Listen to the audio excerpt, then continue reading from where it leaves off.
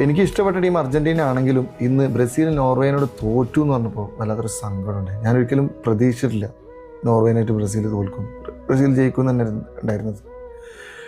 രാവിലെ ഞാൻ കളി കാണാൻ പോലും പോയിട്ടില്ല. കാരണം ബ്രസീൽ ജയിക്കുന്ന കളിയല്ലേ.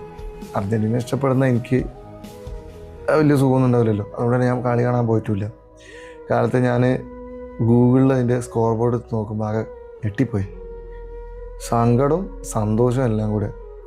പിന്നെ അത് കഴിഞ്ഞ് ഓരോരുത്തരുടെ സ്റ്റോറീസും സ്റ്റാറ്റസൊക്കെ എടുത്ത് നോക്കിയപ്പോൾ നെയ്മറിൻ്റെ ഈ ഒരു അവസ്ഥ കണ്ടപ്പോൾ, നെയ്മറിനെ കുറിച്ച് ആലോചിച്ചപ്പോൾ വല്ലാത്തൊരു സങ്കടം തോന്നി, ഒരു ഒരു ഒരു ഉരുക്കം തോന്നി.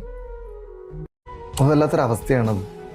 കരിയർ നാഷണൽ ടീമിന് വേണ്ടി കളിച്ചിട്ട് പടിയിറങ്ങുമ്പോൾ ഈ ഒരു അവസ്ഥയിൽ ഇറങ്ങുന്നൊരവസ്ഥ ഞാൻ നോക്കുമ്പോൾ ഞാൻ എന്ത് ചെയ്തു, ഞാനത് കണ്ടപ്പോൾ എനിക്ക് സ്റ്റോറി ഇടാൻ തോന്നി. ഞാൻ സ്റ്റോറി ഇട്ടു, സ്റ്റാറ്റസ് ഇട്ടു.